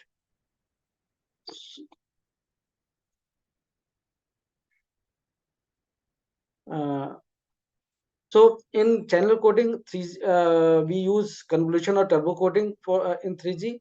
4G we use turbo coding, and 5G we use LDPC, low density parity check. So these kind of the error correcting codes we use in different technology to make sure that the distortion that would happen, that can be corrected and we can have better data rate. Then if we talk about modulation, we have different kind of modulation like QPSK 60, 16 QAM, 64 QAM. So these are the like requirement. Here QPSK generally used in 3G, and 16 QAM is also used in 3G. 64 QAM is used in 4G, and 64 QAM in some cases used in 3G also. So as we move towards the higher modulation, the data rate would definitely increase. But there is a complexity to decode also, because here you can see in QPSK case, all the symbols are very far. And at the receiver side, if you get them, it would be like easy to differentiate them. But as the symbols come close by, like we have to put some threshold through which we can know that what exactly the symbol it is. As the symbol comes very close, it becomes very difficult to identify what symbol it was. So here we have to use different kind of equalizers and different kind of a channel estimate at the receiver side, so that we can properly decode these symbols. So as uh, the modulation goes towards the higher side, data rate increases, but complexity increases significantly. So that is the thing. And then you can see these symbols were sent from the transmitter side, but at the receiver side, how will you will get this kind of, because of the noise. This is BPSK, leave it because we have not shown in the. So QPSK, where QPSK means four symbols you would be seeing, and due to noise, this was the original, the pointed one in the middle, it was the original one sent from the source side or transmitter side. But receiver side, due to noise, we get these kind of things. So there are some symbols that may like cross their some boundary, and they can land up to another side. So those symbols would be difficult to decode. And as we move to the higher side, higher modulation side, it becomes very difficult to identify. So these are the challenges with the modulation, and that's why we have some strategy that higher modulation should be used near to the tower, and the lower modulation should be used like when you mobile is the far towards the far of the or the towards the end of the cell or the boundary of the cell. And this is like somebody has to intelligently calculate that which mobile has to given which kind of modulation. So there like lot of intelligence is required, because all the resources are dynamic, the channel conditions are dynamic. So the network side, we need to have a lot of we can say intelligence that would decide and allocate the resources on the runtime to each and every mobile user. Then power control, how the power control works, like there is one tower and we have multiple users, like here some users are close by and some users are far. So if we have to have better quality of service, or the some user is asking for the better quality of service, it is important that tower should transmit with high power. So if high power is transmitted by the tower for a particular user, it would get a good quality, but probably it would create the interference to the other users. So using the power, at what power, either it is uplink or downlink, we have to be very careful that what should be the power level, because one side it gives the advantage that it creates the reliability for a particular user, but probably it would create interference to others. So that's why there has to be a power control mechanism. The users that are close to the tower, the signal would be transmitted at low power to them, but the with the mobile users that are far from the tower, they would be transmitted at high power, so that those users can also get the signal properly, because there would be degradation while receiving the signal. So this kind of that what power level should be for a particular user, that again needs some kind of intelligence. So there are some kind of algorithms that always keeps on running at the tower side as well as UE side, because there are power control in both the direction, uplink and downlink. So they keep on doing, as I mentioned, they keep on doing measurements, and based on the measurements, they decide that what is the optimal power level on which they have to transmit. That would not create the interference to other users or the other tower, because there are multiple things, and at the same time it should reach reliably to the other side. So that is the responsibility of the power control. Then we have MIMO. Like we can have multiple antennas. So if we have to increase the data rate, like we people are data hungry. Always we need more data, because we need like like that kind of applications. Like the applications we have that can run seamlessly on our like when we access through our mobile, so we can get data without any problem. So uh, we for increasing the data rate, we have one option that we can increase the number of antennas at both side, network side, base station side, as well as the mobile side. So here we are having two antennas in the transmitter, two antennas in the uh, receiver, and downlink and uplink both side. So by doing this thing, the we will increase the data rate by 2 times.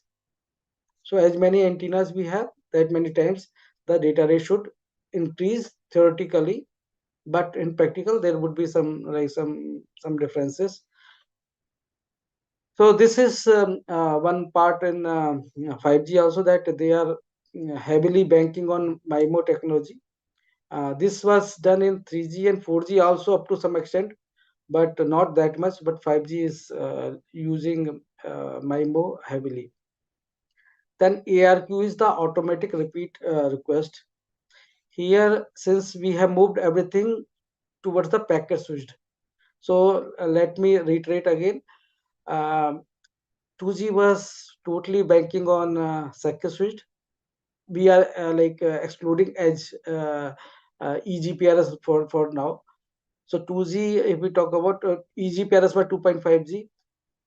So 2G was completely circuit switched. 3G was circuit switched as well as packet switched. 4G was completely moved from circuit switch to packet switch. So 4G, in that sense, they simplify their architecture, but due to the ambition to support the complex applications or the higher data rate, some other things got complicated, but at least it was in the same direction. 3G became unnecessarily very much complex, because it has to maintain two kind of architecture, one for circuit switched, another for the packet switched. Now from 4G onwards, things are in only one direction. We have to think about only the packet switched architecture, and we have to keep on evolving it. So 4G, 5G, 6G, now everything is on the packet, and we have to just reduce the latency. Latency, like when user is sending data and it gets the response back. So how fast it can get. So that is the thing. We will see in the coming slides that what is the latency requirement for different applications. Probably it will get more clearer. So in automatic repeat request, since we are sending data in packets, so now some of the packets can get through in the first attempt. If it is get through in the first attempt, it would be saved. We will get the acknowledgement. But due to some reason, if some particular packet is got lost, or we have got no negative acknowledgement, then this particular packet would be retransmitted, and there would be certain attempts how many times it would be retransmitted. If it is not done, then it could be discarded completely. But since we have the intelligent mechanism, most of the time it recovers. So here, from this picture, you can see there is transmitter and receiver. So transmitter is sending data 1, and receiver has received the data 1 and it has sent back the acknowledgement. So once acknowledgement is sent, transmitter has again sent the next data 2, and data 2 when it was sent, it was not received properly at the receiver side. It has sent NAC, a negative acknowledgement, and then data 2 was again sent. If it was not, it was like acknowledgement, then probably we would have sent data 3. But since it is a negative acknowledgement, the same packet is retransmitted, and this way. So this is the way automatic repeat request happens. And sometimes like in the complex scenario, we do not wait for the act to come a particular packet. We keep on transmitting the next packet. So there is a certain scenario like a capsule size, like under which whatever packets are coming, we will transmit them, and later on we will wait for the response. If response is negative, then we will again send the packet, so that whatever latency or whatever wait time is there, that can be utilized to transmit the another packet. So that way the complete ARQ or hybrid ARQ works, and this is common across from 3G, 4G, 5G. Now it is being followed for all the technologies. And this is the standard. 3GPP is the standard that makes sure that whatever mechanism we are following, that is as per the document and as per the agreements among all the stakeholders. So that if one mobile manufacturer is making something, then first it should work with all the tower manufacturers, and the another vendor, another mobile manufacturer, they should also like make sure that it should work, like all the systems should work seamlessly. So until unless we don't have a proper standard, then it would be very difficult. Even once a mobile manufacturer makes a mobile, it does lot of interoperable testing. It has to make sure that it works with multiple mobile operators like Airtel, Jio, and other, and it works with multiple network manufacturers, like it could be Ericsson, Nokia, or Alcatel. It was earlier, so or Samsung. So these are the infrastructure manufacturers, network manufacturers. So whenever we make a device, like we have to make sure that it works seamlessly. So 3GPP is the full form is 3G Partnership Project. And this was made in 1999 first time for 3G, but the same standard body is continuing for 4G, 5G, 6G, and onwards. So if we talk about from, you can see there are multiple releases on the website. So from release 15 to 19, that is corresponding to 5G. The previous releases are towards the previous technology, either it is 4G, 3G, or whatever. Now, what are the driving and the motivational factor? We can see. I have drawn here one graph. You can see the topmost, the different NG, the 1G, 2G, 3G, 4G, and with different technology, how the number of users were increased. So you can see in 4G, the number of users were increased significantly. And this is the normal progression that is coming. This is the legacy. It is coming from 1G, 2G, 3G, 4G. And this is the internet of people. Like this mechanism is continuously increasing the data rate and making sure that people are connected. And if it was a natural progression, we could have moved to like 5G in the same direction. But 5G is targeting something more. It is just not targeting to increase the data rate. It is more ambitious than increasing the data rate. And what is that? Let us see the another dimension that is happening since a long time. That is towards the industrial automation or like a smart city. Smart city and smart agriculture like started from 2010 or like from that point of time. But industrial automation has been like very very old, 1950s or maybe before that. And here we were having like a lot of use cases, lot of users. But since IoT has come from 2010, IoT has come, the the number of users or number of transactions, number of use cases in these dimensions have increased a lot of business case, lot of revenue is getting generated because of IoT technology. And here we also use lot of communication. And what kind of the communication technology we use? Like LPWAN. Under LPWAN we have LoRa, Sigfox, Zigbee, Wi-Fi, BLE. These are the different technology we use. And there is another dimension, that is mission critical applications, like medical applications or other things where life threatening. So we have to be, the latency is very very critical. So that where latency is requirement is very short, and it has to be near very very real time, then it is called mission critical. So there also a lot of use cases are coming.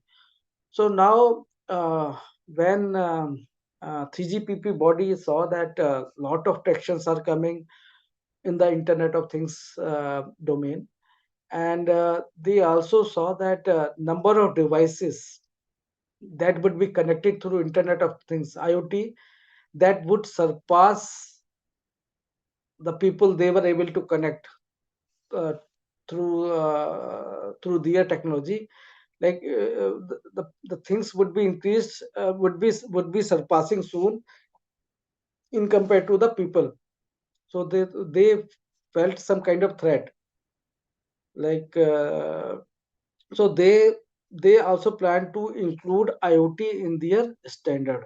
It was up to 4G, it was not there.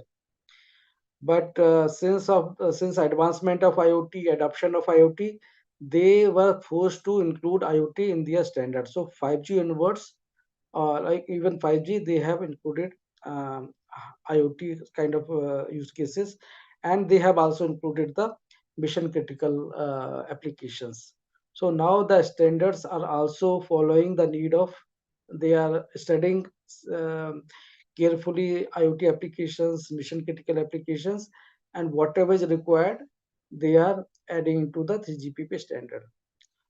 So now, if we talk about 5G, is not a regular progression as it was earlier. It has something more. It is just not covering the data rate. It is covering other two dimensions also.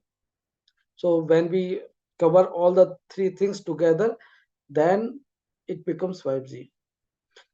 That is true that initially the natural progression would be followed, but the work is also happening in the other two dimensions. So it is the same thing here. We are doing the user experience continuity. The first part where we are increasing the data rate. That is because of the user experience. We want to give a very good quality of service. We want to reduce the latency to give the best user experience. So that is the natural progression that has to be there for 5G. But now it has included IoT, Internet of Things, and mission critical services. And you would see mostly this kind of picture on the internet if you search for 5G. So it is the same like whatever we have seen in the previous slide. Here we have put in the triangular shape. So first one is the enhanced mobile broadband. The second dimension is massive machine type communication. So when we say massive machine type communication, means there are a lot of sensors. If we talk about smart city application or the industrial automation, lot of sensors would be there. Even though they are sending very small chunk of data, but the quantity would be very huge. So lot of data, small chunk of data would be coming from multiple devices. So how to handle that kind of challenge? So that has to be addressed by 5G. And the mission critical means we have to have very low latency, ultra reliable and low latency communication. So this kind of things should be there. So if we like place different applications in this triangle, so we can see that 3D video, ultra high definition skins that would come towards the mobile broadband side, and work and play in the cloud that would also be there. Augmented reality, we need high throughput. Industrial automation, if we talk about, they would be like again require very low latency, because in industry, if some particular process is happening, and if something is wrong, like some person is get stuck or some process has gone wrong, so we need to have very quick decision, otherwise it can cause a lot of problem. So here very reliable, that this is the reason why IoT was not able to adopt it by the industries so easily, because they are still trusting their legacy solutions.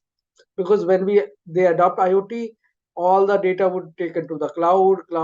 After cloud, they will get a decision. So it would take lot of time unnecessarily.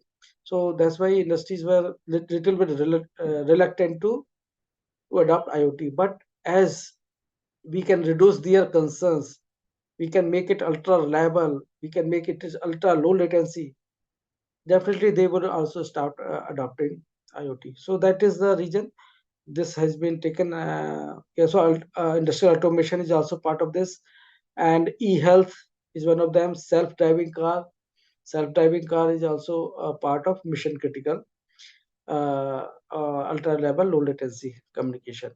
If we talk about massive machine type communication, here it would be smart city. As I mentioned, lot of sensors are there. Then it is the pure IoT kind of application, which is sending less data, but in a from a like large volume of sensors, large volume of devices. So that is the way this triangular is made with respect to the different applications. So if we talk about the evolution, this is the natural evolution. Like 1G, we were having analog voice. 2G, we were having digital voice. Here it was GSM and some part of CDMA. 3G mobile broadband, where different technology was WCDMA, CDMA 2000, TD, SCDMA, WiMAX. These were the three technology. So this CDMA 2K, WCDMA was adopted by Europe. CDMA 2000 was adopted by America, USA, and TDS CDMA is again a political region that China told that I would not like to use the same technology that Europe and USA is doing.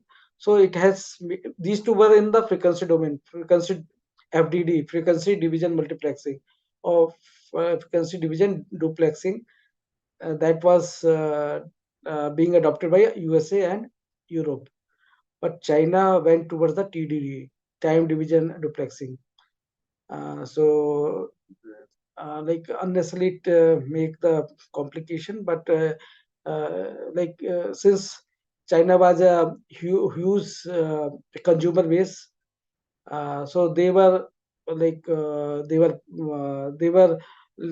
capable to mold the standard according to their needs or according to their political boss will. So China rulers that time they decided to go towards the TDD in compared to instead of going with FTD part. So that's why we had TD CDMA. Then WiMAX anyway it was lost. It didn't become successful, and slowly in the next 4G, even everything TDD, FDD, everything came towards the LTE or LTE advanced. Okay, here we have TDD and FDD, both things are there, and the 5G is towards the connected world. So here we are not just saying the broadband, since we know that it is just not a single line.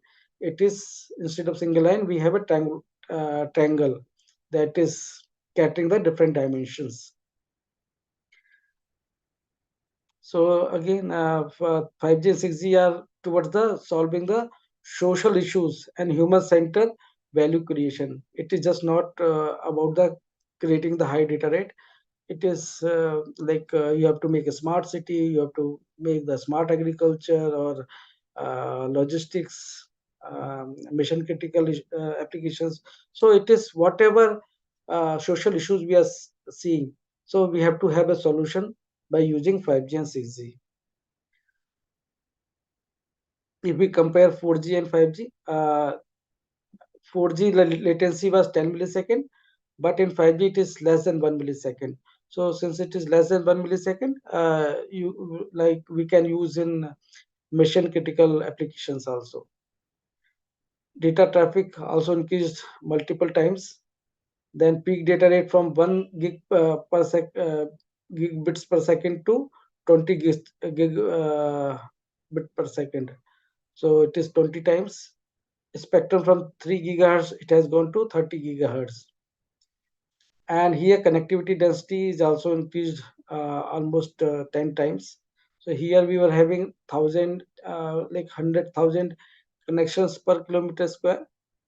Here 1 million connections per square kilometer.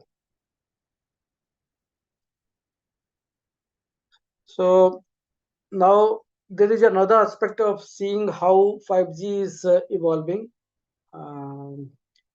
So before 5G, if we talk about the standard body, so who were the stakeholder in the standard body who were making the 3GPP standard? Mostly these were the people, the mobile operators like Airtel, Jio, Vodafone, Idea. These were the mobile operators because these are the people who like giving the services to the end user, and they have lot of data that what kind of applications users are running.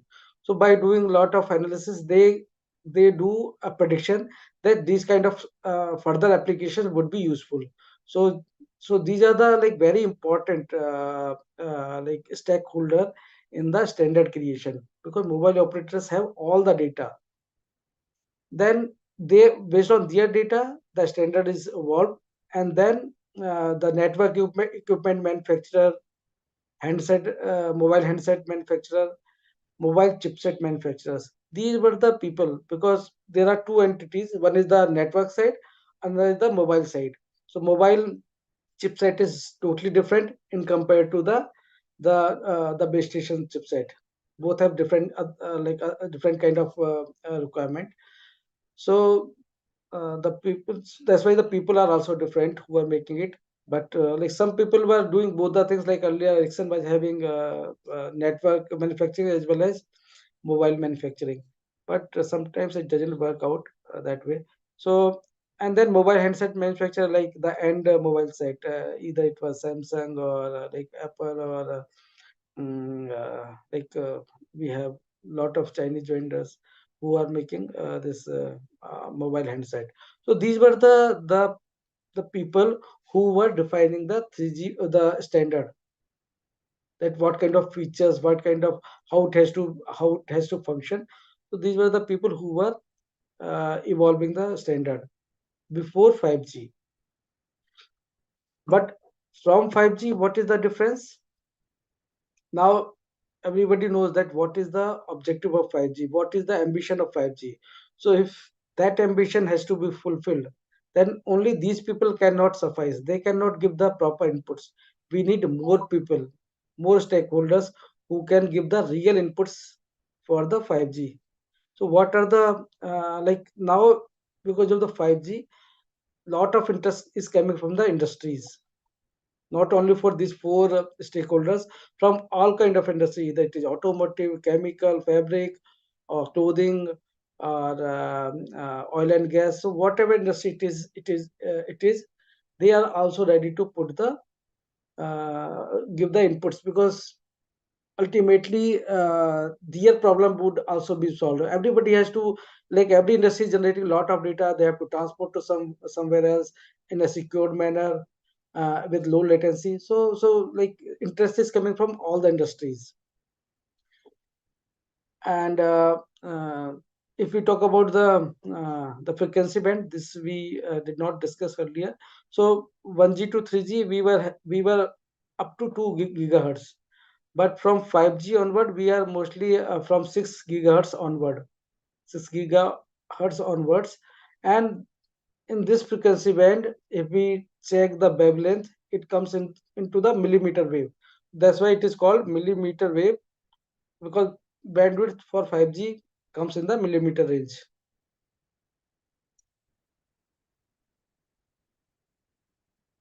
So let us see some latencies required.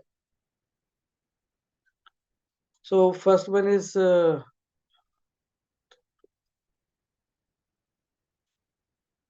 I am not able to see this one.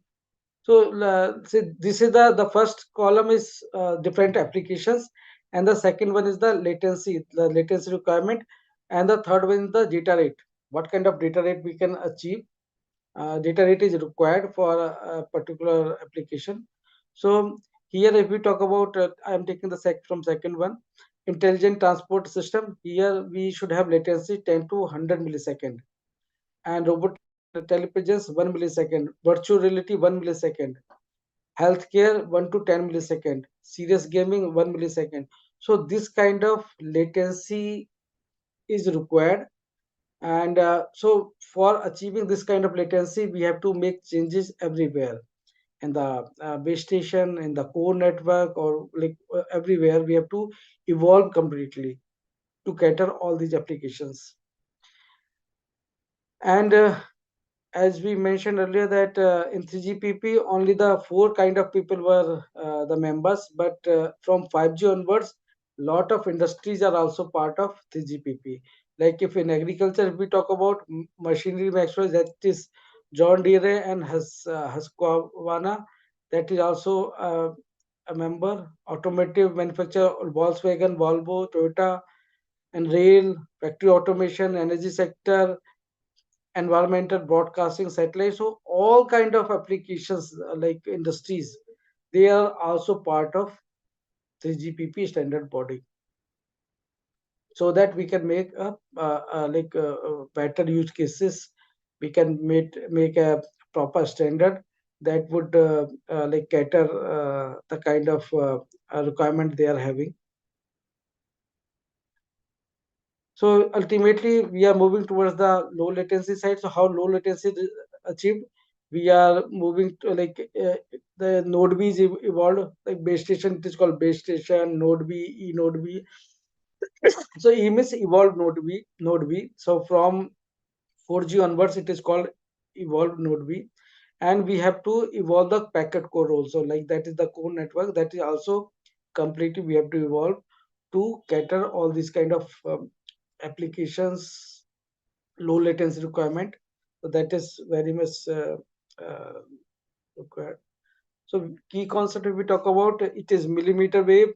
It can provide massive machine type communication. It have massive MIMO, lot of antennas, transmitter receiver side we can put. NFV is network function virtualization, or software defined network that we can also provide. Beamforming, a lot of antennas we are having, and depending upon the quality of service, we can give a higher data rate to a particular user. So beamforming can also be achieved. So this is a part of antenna processing, intelligent antenna processing. Then small cell. Okay, so one thing is a big issue with 5G, that its range is very low, because we are moving towards the high frequency side, high frequency range. So the cell size will reduce significantly. So we have to have multiple base stations or multiple towers in that case. But tower can be of different sizes. So that's why the small cell is also coming into the picture, because coverage is not, we were having 2G, 3G, those used to be called macro cells. Here we have to have a small cell, micro cells, pico cells, like different kind of, because lot of there would be such kind of zones where there is no signal, so signal coverage is 0. So we have to put a small picocell or the femtocell, small cell to cover that particular area. And 5G we can have edge computing and COMP, the coordinated multi-point connectivity. It is kind of a handover part. So how from one cell to another cell it can be done. Even like 5G is planning to replace Wi-Fi, Bluetooth. So because we have seen that it is also including the IoT aspects. So when it is taking the IoT aspects, it means the kind of connections like BLE or BLE Wi-Fi and LoRa and LPWAN technology that we were using in IoT, that everything should be replaced by 5G.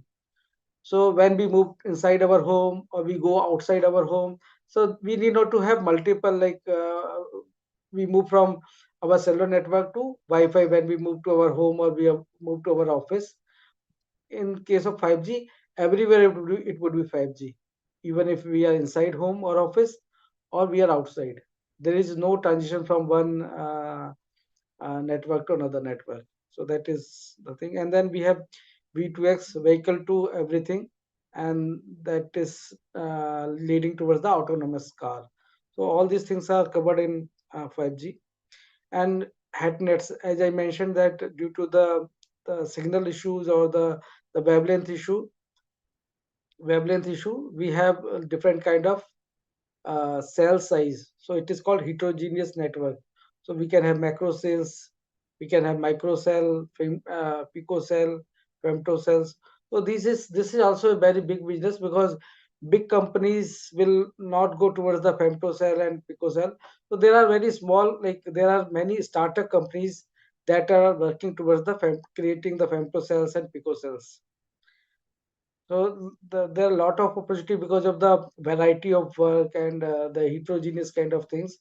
So a lot of innovations and like that kind of work is required. And the core network will also evolve. I will not go in much detail, but like a lot of things are required. So due to 5G applications, we can have autonomous robots. Okay, these are the applications. We can have digital transformation very easily. We can have medical things. We can have a smart transportation. These are the things that would be uh, given by 5G. VR, AR, and remote control. So this is the like very critical information. Like somebody who is sitting far using the AR, they can fix the issues in the industries or anywhere. So here, since it has to be mission critical, it has to be very very real time. So 5G is very important in this case. AR for maintenance, digital twin. When we talk about the digital twin, where we have a physical device and we have a digital replica of this one. So whatever is happening in the physical domain, the same thing is immediately transferred to the digital domain or digital replica, and we keep on doing analysis. Like for example, if we have an aeroplane engine, so aeroplane has gone like, and if we keep on getting data from the aeroplane engine, and we have a same replica in our lab or someplace, and we keep on doing lot of analysis, and we can know that if there is any chance of getting any like malfunction in the engine, so without like waiting to get the real hardware, real engine thing, we can also do the analysis in the virtual domain. So that is also possible because of 5G. So digital twin is very critical application. Then healthcare, that we have, so solving social problems, communication between human and thing. Again, there is one person and we can use the augmented reality. We can bring any person to discuss any patient, their relative, and these kind of things. So we can do the expansion to the communication environmental and then cyber physical fusion. So again, it is a kind of IoT applications. So this is the brief introduction, brief like fundamentals of the cellular system, how 5G is planned to like what kind of ambitious roadmap it is having, what kind of features it is having. So that we have discussed. It was important to create a ground for the upcoming sessions. So what are the upcoming sessions now? We would be having on 3rd December every weekend, like Saturday, Sunday, we would be having one session. So next session would be taken by FiTech India CEO, that is Mr. B. Vasudev. He would be taking on 5G connected world. Then role of 5G for other emerging technology, like we talked about that a lot of intelligent decision has to be taken. NFV, the network function virtualization, or SDN, software defined network, all these things would be requiring a lot of artificial intelligence. Everything is so much dynamic, and like human cannot take a decision. We cannot make a coding for supporting or catering all the resources. We need some AI algorithms, machine learning algorithms, who can handle so many resources at the same time. So that's why machine learning AI is very critical for 5G at the network side. So that kind of things we would listen from Professor Ratanjit Bhattacharya from IIT Guwahati, 9 December. Then 5G to 6G evolution. What are the promises from 6G? That would be taken by Mr. Sajal Das, he's Intel employee, or Mr. Nitin Jain, he's ex-Intel employee, depending upon their availability. Some of them are having some engagement, but they will confirm later. So it would be done on 10th December. Then 5G present status versus opportunities in India. So what kind of innovations we can do, that is very important to know. That would be done by Dr. Bhavna Gupta from JIIT, 16 December. And the session would be taken by me again.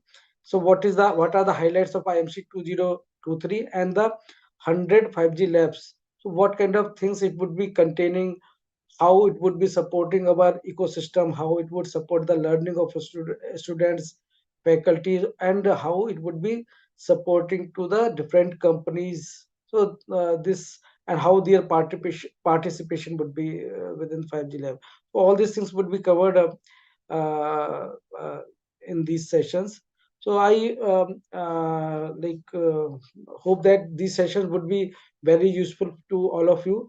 And thanks again. I hope few people are still there and they are having patience to listen me till this moment. We are like running out of too much time, but it was very important. We could not. It was not allowed to miss all this technical part, because we have scheduled upcoming sessions that require this kind of information. So I'm open for the questions. Anybody has any question? Let me check from Q&A.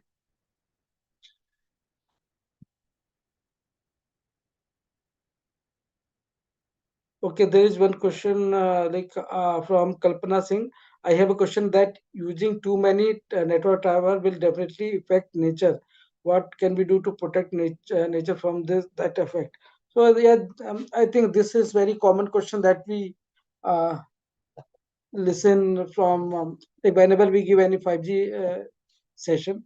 Definitely there are some consequences, and government I hope that would take the definite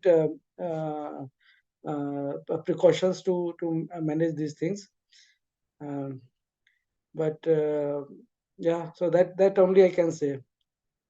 As such, we don't have any proven record that what kind of health issues it would have. But if it is there anything, then government is the one that has to take the decision. Okay, will there be any examination course 5G examination? We can maybe we can have a few quizzes in the upcoming sessions.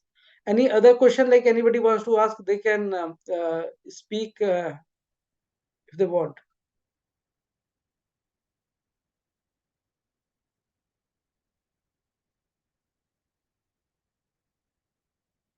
So if there are no more questions, I request everybody to be present in the next session. And next session we would be definitely adhering to the time limits. This time, like we are sorry that we exceeded too much time. but next session please attend, and it is very critical. As Prabha ma'am told that Prime Minister Modi, he's mentioned that 5G, okay, whatever it is happening, we are coping with the 5G. Like India lagged little bit in 5G innovations. We have to accept that. But 6G innovations, we don't want to miss that kind of bus.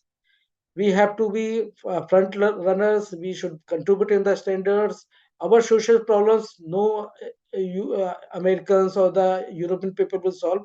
Our problems have to be solved by Indian people, and they have to be very sure that what kind of like things should go in the standard, so that the particular social problems can be solved. So that is why 6G, like involvement in 6G is very, very critical. So thank you, everyone. We can close now. If there is any more questions, you can like write us. I can give you my email ID. I can put it here. Partial@uniconvertech.in. I hope it is readable. UNI. So this is my email ID. You can write messages. So thank you, everyone. Have a nice day. Have a nice weekend.